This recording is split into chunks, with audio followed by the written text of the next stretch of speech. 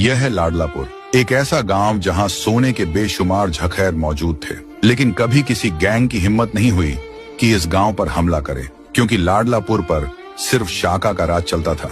शाका गांव के हर शख्स की इज्जत करता था, मजलूमों का सहारा था, और जब तक शाका मौजूद रहा लाडलापुर महफूज रहा। लेकिन एक खूनी लड़ाई के बाद अचानक शाका गायब हो गया। कई महीने गुजर गए, किसी ने शाका को दोबारा नहीं देखा। कोई कहता था शायद शाका मारा गया है, और कोई कहता शायद शाका जान बचाकर भाग गया होगा।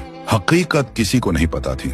शाका के न होने का फायदा उठाते हुए चिड़ीलाल अपनी गैंग के साथ लाडलापुर पर हमला कर देता है। गांव जलने लगता है, घर तबाह कर दिए जाते हैं, गांव वालों को बेदर्दी से मारा जाता है। चिड़ीलाल का जुल्म इतना बढ़ जाता है कि लोग अपना गांव छोड़कर भागने लगते हैं, लेकिन जो भी भागते हुए पकड़ा जाता उसे जिंदा नहीं छोड़ा जाता। लाडलापुर पर कब्जा करने के बाद चिड़ीलाल सोने की स्मगलिंग शुरू कर देता है, और फिर उसकी नजर पड़ती है गांव की सबसे खूबसूरत लड़की शबनम पर, जिससे शाका बेपनाह प्यार करता था। चिड़ीलाल शबनम को धमकी देता है, अगर तू मुझसे शादी नहीं करेगी तो मैं तुझे जान से मार दूंगा।